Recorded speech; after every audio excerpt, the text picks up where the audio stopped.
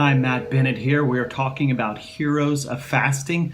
And this group of people is interesting because this is an example of an involuntary fast. The Israelites, as they were led out of Egypt and into the promised land, they went through an involuntary fast. There are periods of time where there wasn't the food immediately available to them. Same thing with water. And so they were without for a while, and this caused them incredible concern, but the Lord was using it. They didn't choose this fast, but the Lord still used it.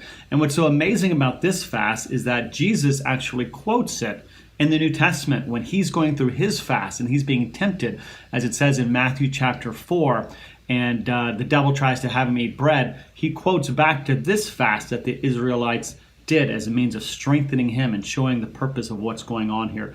Let me read these few verses. This is Deuteronomy 1:1-3, and you see the Lord's purposes in this, which is really amazing.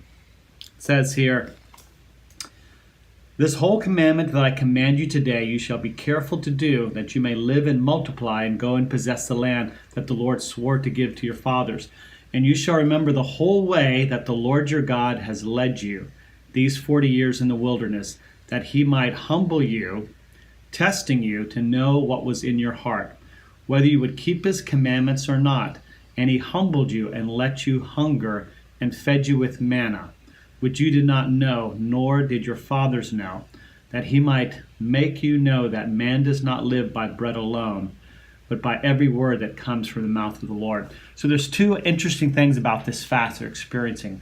One is that it says here that God does it, and it's something that they didn't know before, but he did it to test them, to see what was in their heart. So fasting does that. When you're going without food, it helps to really see what's going on, to really prove what's in your heart and what matters to you and before the Lord. And then secondly, it does something else, and that is to teach them a lesson that man does not live by bread alone, but by every word that comes from God. So when you fast, when you humble yourselves, there are things that you learn and understand about God and about your walk with him that otherwise you would not know.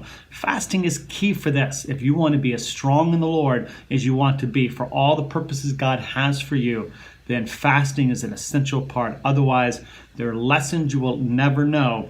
And in many ways, in some ways, your faith will not be proved to the full extent that it needs to be used of God.